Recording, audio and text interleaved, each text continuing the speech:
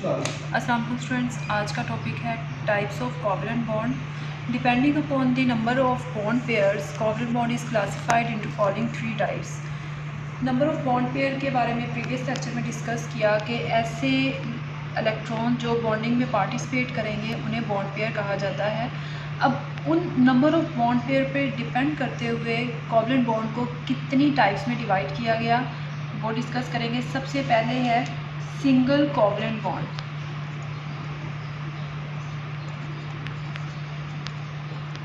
Single covalent bond.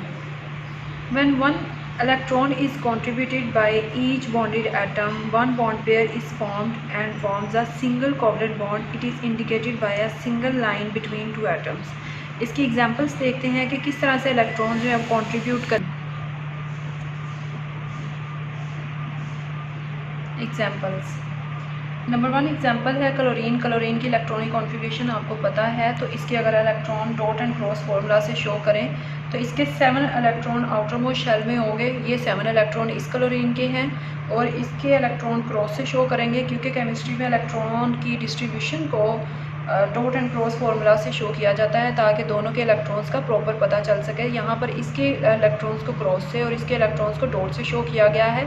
अब अगर यहाँ पर देखें तो ये बॉन्डिंग जो है ना, इलेक्ट्रॉन्स हैं, बॉन्ड पेयर हैं। जैसे ही ये बॉन्ड बनाएंगे तो यहाँ एक बॉन्ड क्रिएट होगा जिसे कहा जाएगा सिंगल कोवलेंट बॉन्ड। अगर यहाँ पर देखा जाए तो एक इलेक्ट्रॉन इसका शेयर हो रहा है, एक इलेक्ट्रॉन इसका, इन्होंने आपस में शेयरिंग से एक बॉन्ड बनाया है जिसे कहा जाता है सिंगल कोवलेंट बॉन्ड। अगर यहाँ पर 2 इलेक्ट्रॉन्स शेयर होते तो 2 बॉन्ड यहाँ बनते, लेकिन यहाँ पर एक इलेक्ट्रॉन शेयर किया है इस क्लोरीन ने और एक इलेक्ट्रॉन शेयर किया है इस क्लोरीन ने, तो यहाँ पर इस वजह से जो सिंगल कोवलेंट बॉन्ड जनरेट हुआ, यहाँ पर एक सिंगल कोवलेंट बॉन्ड की फॉर्मेशन हुई और इसको सिंगल लाइन से शो करेंगे। जैसे मैंने भी आपको बताया कि सिंगल कोवलेंट बॉन्ड को इस सिंगल लाइन से शो किया जाता है। अगर यहाँ पर आप इलेक्ट्रॉनिक कॉन्फ़िगरेशन इलेक्ट्रॉन्स को शो नहीं करना चाहते, जस्ट इस लाइन से भी बता देते हैं तो भी आपका ठीक होगा। नेक्स्ट वन है क्लोरीन का ही बॉन्ड बनाएंगे हाइड्रोजन के साथ। हाइड्रोजन के इलेक्ट्रॉन को डॉट से शो करेंगे और क्लोरीन के इलेक्ट्रॉन्स को क्रॉस से। यहाँ पर 7 इलेक्ट्रॉन्स हैं क्लोरीन के और इसने क्योंकि अपना ऑक्टेट कंप्लीट करना है या वो अपना डुप्लेट रूल के अकॉर्डिंग 2 इलेक्ट्रॉन्स कंप्लीट करेगा, तो ये इलेक्ट्रॉन्स जो हैं वो शेयर कर देंगे यहाँ पर क्रॉस। तो ये जैसे ही इन्होंने इलेक्ट्रॉन्स को शेयर किया तो शेयरिंग से जो बॉन्ड बना है उसे कहा जाएगा सिंगल कोवलेंट बॉन्ड, क्योंकि यहाँ पर एक एक इलेक्ट्रॉन आपस में शेयर हुए और यहाँ पर एक लाइन जो है वो जनरेट हुई, जिसकी वजह से इसको कहा जाएगा सिंगल कोवलेंट बॉन्ड। तो ये HCl हाइड्रोक्लोरिक एसिड को आप इस तरह से भी लिख सकते हैं, ये भी सिंगल कोवलेंट बॉन्ड है। आप इलेक्ट्रॉनिक कॉन्फ़िगरेशन या इलेक्ट्रॉन्स को नहीं शो करते तो इट्स ओके। नेक्स्ट वन है CH4। CH4 में भी आपने कार्बन को देखिए पीरियोडिक टेबल में ये किस ग्रुप से है, तो आपको आइडिया होगा कि इसके आउटर मोस्ट शेल में कितने इलेक्ट्रॉन्स हैं, 4 इलेक्ट्रॉन्स हैं और ये 4 शेयर करने के बाद अपना ऑक्टेट रूल के अकॉर्डिंग अपनी इलेक्ट्रॉनिक कॉन्फ़िगरेशन, अपने जो इलेक्ट्रॉन्स हैं वो कंप्लीट करेगा। तो ये इलेक्ट्रॉन्स शेयर करेगा हाइड्रोजन के साथ। तो हाइड्रोजन के इलेक्ट्रॉन्स को मैं डॉट से शो कर रही हूँ। यहाँ पर जैसे ही ये इलेक्ट्रॉन शेयर करेंगे तो हाइड्रोजन भी स्टेबल हो जाएगा और कार्बन भी। तो ये यहाँ पर बॉन्ड जनरेट हुआ और अगर आप देखें यहाँ पर भी सिंगल कोवलेंट बॉन्ड है, क्योंकि एक एक इलेक्ट्रॉन जो है वो शेयर कर रहे हैं ये आपस में। अगर शेयरिंग से जब भी इलेक्ट्रॉन आपस में शेयर होंगे, जो भी यहाँ पर एलिमेंट्स हैं वो शेयर करेंगे इलेक्ट्रॉन्स को, तो उस वजह से जो बॉन्ड बनता है उसे कहा जाता है कोवलेंट बॉन्ड। अगर लॉस और गेन हो, अगर वो लूज़ कर रहा है इलेक्ट्रॉन और अगर वो गेन कर रहा है तो उससे जो बॉन्ड की फॉर्मेशन है वो एक अलग टाइप की है, लेकिन यहाँ पर शेयरिंग से जो है बॉन्ड बन रहा है। तो शेयरिंग का आपने अपने जहन में रखना है, क्योंकि शेयरिंग के बगैर ये बॉन्ड बन ही नहीं सकता। नेक्स्ट वन, अगर आप इसको इस तरह से भी लिख देते हैं, आप इलेक्ट्रॉन्स को नहीं लिखते, तो ये भी आपका ठीक होगा। ये आपके पास है CH4, ये आपके पास है HCl और ये क्लोरीन 2 मॉलिक्यूल हैं। तो ये आपके पास है सिंगल कोवलेंट बॉन्ड की examples of molecule with single covalent bond are chlorine, methane, ये मीथेन है CH4 and hydrochloric acid HCl। Next one है double covalent bond. When each bonded atom contribute 2 electrons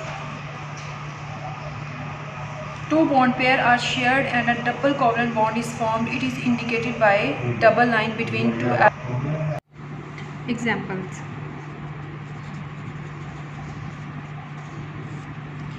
ethene, अगर double bond आए किसी भी element में या carbon carbon में डबल बॉन्ड आए तो उसके नेम के लास्ट पे ईन आएगा, यानी ENE।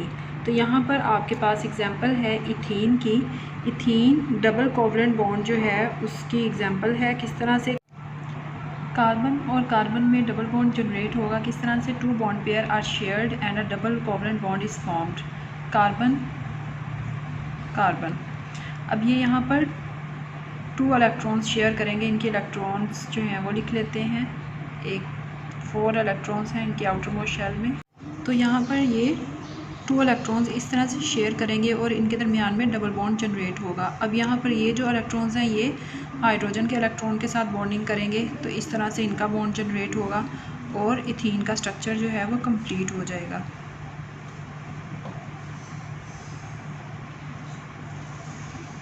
ये है आपके पास इथीन का स्ट्रक्चर जिसमें 2 इलेक्ट्रॉन्स जो हैं, 2 बॉन्ड पेयर शेयर हुए, म्यूचुअल शेयरिंग हुई और इस शेयरिंग के रिज़ल्ट में आपके पास क्या आया, डबल कोवलेंट बॉन्ड। अगर 2 इलेक्ट्रॉन्स शेयर होंगे तो डबल कोवलेंट बॉन्ड, अगर एक इलेक्ट्रॉन शेयर होगा तो single covalent bond. Next one है ट्रिपल कोवलेंट बॉन्ड।